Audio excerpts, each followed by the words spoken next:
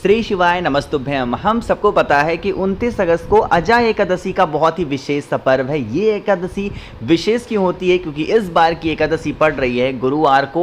और अगर आज रात में अपने घर पे, कहीं बाहर भी नहीं, अपने घर पे आपने एकादशी स्वधा दीपक लगा दिया तो आपकी पूरी फैमिली, पूरा परिवार आपका हमेशा खुश रहेगा। जो कि पूज्य गुरु जी की कथा से सुन के आपके सारे उपाय आपको मैं समझाने की पूरी कोशिश करूँगा, ठीक है ना। वीडियो को बहुत ही ध्यान से देखिएगा ताकि मैं जो चीज़ बताने जा रहा हूँ वो मेरी बात आपको समझ में आ पाए, है ना। स्क्रीन पे आप सभी को दीपक दिख रहा है। ज़रूरी नहीं है कि आपको मिट्टी का ही दिया लेना है, आप चाहे तो आटे का भी ले सकते हो या फिर कैसा भी दीपक, ठीक है ना। हमेशा बताता हूँ मैं कि जब भी आपको दीपक जलाना है अपने घर में किसी भी विशेष काम के लिए, तो आपको कौन सा दिया लगाना है? आपको घी का दिया, ठीक है ना। अब हमें दीपक कौन सा लगाना है? एकादशी स्वधा दीपक। तो आपको एकादशी जो स्वधा दीपक लगाना है वो हमेशा कौन सी बत्ती लगेगी? हमेशा गोल बत्ती का दिया लगेगा, ठीक है ना। बात करते हैं कि इस दीपक को हमें जलाना कहाँ पे है। सबसे पहले आप इस दीपक को ऐसे बना लेना, फिर उठाना। साथ ही साथ अजा एकादशी के अवसर पर हमें ज़रूरत पड़ेगी सफ़ेद पुष्प की। देखो, जो चीज़ मैं दिखा रहा हूँ ज़रूरी नहीं कि यही सफ़ेद फूल आपको लेना है, नहीं, आप कोई सा भी एक सफ़ेद पुष्प ले सकते हो, ठीक है ना। कोई भी एक ही लेना सिर्फ, ठीक। लेने के बाद में आपके घर में माँ तुलसी का पौधा ज़रूर होगा। अब देखो, एकादशी का दिन है और माँ तुलसी के सामने दीपक ना जलाओ, ऐसा नहीं हो सकता। तो आपको क्या करना है?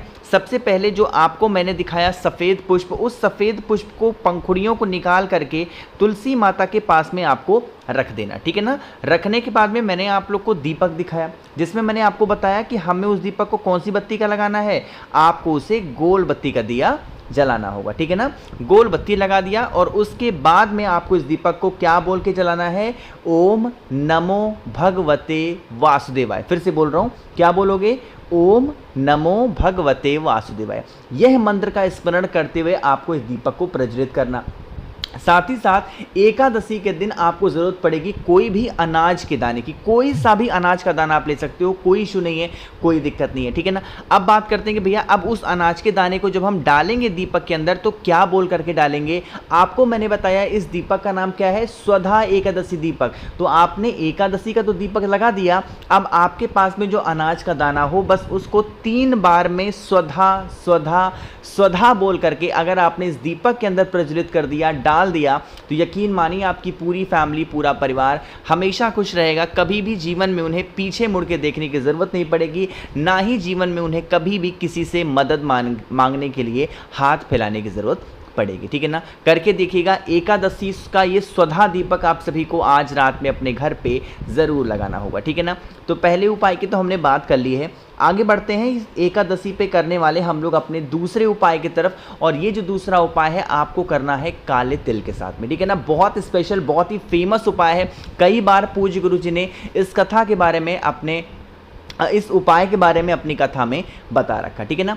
यह उपाय स्पेशली समझो किसके लिए होगा? ये होगा आपके घर में अगर कोई भी व्यक्ति ऐसा है जिसकी बीमारी ही खत्म नहीं हो पा रही है, रोग उसका खत्म नहीं हो पा रहा, तो आप इस उपाय को करेंगे। उसके लिए हम सभी लोगों को ज़रूरत पड़ेगी काले तिल की। ध्यान रखिएगा, जैसे जो भी व्यक्ति आप पे घर में बीमार पड़ा है बहुत दिनों से, उसको रोग से मुक्ति ही नहीं मिल पा रही है, तो जितनी उसकी उम्र है उतने बराबर आपको क्या लेना है? काला तिल, ठीक है ना।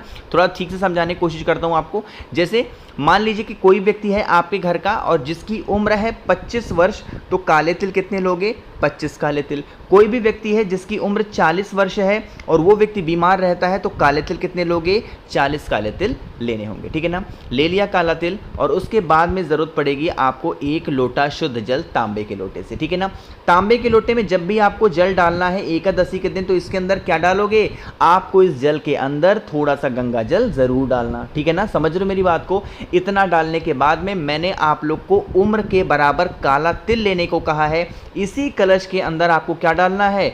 उस काले तिल को डाल देना, ठीक है ना। इस कलश को उठाना, जो व्यक्ति घर में आपके बीमार रहता है, जो व्यक्ति आपके घर में परेशान रहता है, उसके हाथों से स्पर्श कराना, टच कराना, और टच कराने के बाद में लेके चले जाना महादेव की शिवलिंग के पास में। यहाँ पे जो नाम आपको बताने जा रहा हूँ वह नाम आपको बहुत ज़रूरी है।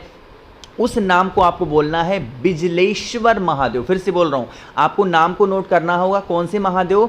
बिजलेश्वर महादेव के नाम से उस आप को 1 लोटे काले तिल वाले जल को महादेव के शिवलिंग के ऊपर समर्पित करना है। साथ ही साथ जो भी व्यक्ति घर में आपके बरसों से बीमार पड़ा है, उसकी बीमारी ही खत्म नहीं हो पा रही है, ठीक ही नहीं हो पा रहा वो इंसान, तो उसका नाम और गोत्र बोल करके अगर आप इस उपाय को कर लेते हैं तो उसकी बीमारियां हमेशा के लिए खत्म होगी, ठीक है ना। एक चीज का ध्यान रखिएगा, जो आपने समर्पित किया उसमें से कोई भी 2 काला तिल उठा लेना, सिर्फ और सिर्फ 2 दाने काले तिल के उठाना, अपने घर पे लेके जाना और किसी भी चीज में मिक्स करके उस इंसान को खिला देना, उसकी बीमारियां हमेशा के लिए खत्म होगी। लेकिन ध्यान रखिएगा, जब काला तिल महादेव के शिवलिंग के ऊपर से या फिर कोई भी चीज उठाई जाती है तो आपको औषधि के तौर पे महादेव से विनती करके उठाना होता है, वैसे ही नहीं उठाई जाती, ठीक है ना, ध्यान रखिएगा। तो यहाँ पे हम सभी लोगों ने 2 उपाय की तो बात कर ली है, आगे बढ़ते हैं बस वीडियो के हम लोग अपने तीसरे उपाय की तरफ। लेकिन कैसे करना है, क्या इसके फायदे होंगे, वो आपको तब बताऊंगा जब आप सभी लोग करेंगे वीडियो को लाइक, और मेरे जितने भी भाई बहन आवाज़ मेरी पहली बार सुन रहे हैं चैनल को ज़रूर सब्सक्राइब करेंगे, ठीक है ना। चलो भाई समझने की कोशिश करते हैं। अब आप सभी लोगों ने देखा होगा इसमें कमल गट्टा, तो जैसे ही कमल गट्टा आपने देखा आपके माइंड में बस एक ही बात आई होगी और वो आई होगी धन संपदा। तो बिल्कुल आपका अंदाजा सही है, ये उपाय किसके लिए होगा, पैसों के लिए, धन संपदा के लिए, जिसके लिए हमें ज़रूरत पड़ेगी 2 कमल गट्टों की। कितनी? 2। हर उपाय में हम लगभग कितने कमल गट्टे लेते हैं, मात्र 1, लेकिन इस उपाय में हमें 2 कमल गट्टे लेने हैं। कमल गट्टा लेने के साथ में स्क्रीन पे आपको दिख रहा होगा ये है केसर। किसी भी पूजा पाठ के स्टोर पे बहुत ही आसानी से आपको ये केसर मिल जाएगा, ठीक है ना। केसर ले लेंगे।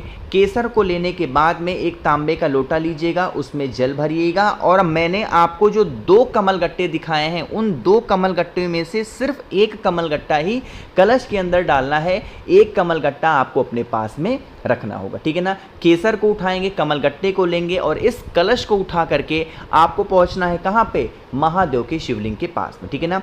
फेस रखिएगा उत्तर दिशा, नॉर्थ डायरेक्शन। मैंने आप लोग को दिखाया है केसर, दिखाया है। सबसे पहला काम क्या करेंगे, जो आपके पास में केसर है वो महादेव के शिवलिंग के ऊपर रख रख देना, और रखने के बाद में इसी केसर के ऊपर आपको 1 कमल गट्टा भी रखना होगा, ठीक है ना। कमल गट्टा रख दिया। अब आपके पास में एक तांबे के लोटे में जल है जिसमें आप लोगों ने कमल गट्टे को डाल रखा है, और उसी कमल गट्टे का जो जल होगा वो महादेव के शिवलिंग के ऊपर अजा एकादशी के दिन रिद्धि सिद्धि के नाम से, किसके नाम से, रिद्धि सिद्धि के नाम से, उसी कमल गट्टे के ऊपर कमल गट्टे का जल आपको समर्पित करना है। जो कमल गट्टा कलश के अंदर आपने डाल रखा था उसको नहीं उठाना है, बल्कि जिस कमल गट्टे के ऊपर आपने जल को समर्पित किया है उस कमल गट्टे को उठा करके अपने घर की तिजोरी में, अलमारी में, जहां पे रुपए पैसे रखते हो वहां पे अगर आप रख देते हैं तो आपके घर में कभी धन संपदा को लेके कोई कमी नहीं हो सकती, ठीक है ना। हम लोगों ने यहाँ पे 3 उपाय की बात कर ली है। एक आखिरी उपाय की हम लोग बात करने जा रहे हैं जो कि आपको करना होगा खड़े मूंग के साथ में, ठीक है ना। मूंग का जो भी उपाय होता है वो किसके लिए होता है, इच्छा पूर्ति, यानी कि बहुत दिनों से परेशान हो अपनी किसी भी मनोकामना को लेकर के, तो आप सभी को इस उपाय को जरूर करना, ठीक है ना। इससे पहले भी मैंने आपको बता रखा है एकादशी पे इस उपाय को, बट फिर भी एक बार आपको फिर से याद दिला रहा हूं, ठीक है ना। क्या करना है, आपको 1 चुटकी इस तरीके से लेना है, क्या, खड़ा मूंग, है ना, खड़ा मूंग लेना। खड़े मूंग के साथ में हमें ज़रूरत पड़ेगी 1 रुद्राक्ष की। ज़रूरत नहीं है कि आपको रुद्राक्ष गिनना है कि 1 मुखी है, 2 मुखी है, 5 है, 7 है, 10 है, नहीं, आपको गिनने की ज़रूरत नहीं है। आप कोई भी 1 रुद्राक्ष जो भी आपके घर में है वो ले लेना, और उसके बाद में आपको तांबे का लोटा लेना है, उसमें जल भरिएगा। जो रुद्राक्ष होगा उस रुद्राक्ष को इसी कलश के अंदर डाल देंगे, ठीक है ना। थोड़ी देर के बाद में, आधे घंटे 20 मिनट के बाद में, उस रुद्राक्ष को निकाल करके घर पे रख देना। इस कलश को उठा लेना, जो आपके पास में खड़ा मूंग है उसको उठा लेना, और लेके सीधा पहुंच जाएंगे कहाँ पे, महादेव के शिवलिंग के पास में। जो आपकी मनोकामना है, जो आपके विशेष हैं, उसे आपको महादेव के शिवलिंग के ठीक ऊपर उस हरे मूंग को समर्पित करके रुद्राक्ष का जो जल होगा अपनी मनोकामना कह के अगर आप समर्पित कर देते हैं तो यकीन मानिए इस अजा एकादशी पे आप इस उपाय को करोगे और आने वाली जो एकादशी आएगी उस दिन तक आपकी वो मनोकामना पूरी होती हुई नजर जरूर आएगी। तो रुद्राक्ष जल का बहुत बड़ा महत्व होता है महादेव के शिवलिंग के ऊपर कोई भी उपाय करने का ना। लेकिन यहाँ पे लोगों को एक डाउट होता है, भैया हमारे पास कोई भी रुद्राक्ष नहीं है और हमें ये भी नहीं पता कि जो रुद्राक्ष हम यूज़ कर रहे हैं वो असली है या नकली है। तो अगर आपको असली रुद्राक्ष चाहिए तो आप हमें मैसेज कर सकते हैं 900564 3345। ये मेरा व्हाट्सएप नंबर है, ध्यान रखिएगा। इस नंबर पे फ़ोन नहीं मिलेगा क्योंकि इसका सिम नहीं है, सिर्फ व्हाट्सएप मैसेज आप इस पर कर सकते हो, ठीक है ना। मैं आपके घर तक रुद्राक्ष को ज़रूर पहुंचाऊंगा। बाकी वीडियो पसंद आई हो तो लाइक करेंगे, कुछ पूछना है नहीं समझ में आया नीचे कमेंट सेक्शन में पूछिएगा। बाकी मेरे जितने भी भाई बहन आवाज़ मेरी पहली बार सुन रहे हैं, चैनल को ज़रूर सब्सक्राइब करेंगे। श्री शिवाय, नमस्तुभ्यं।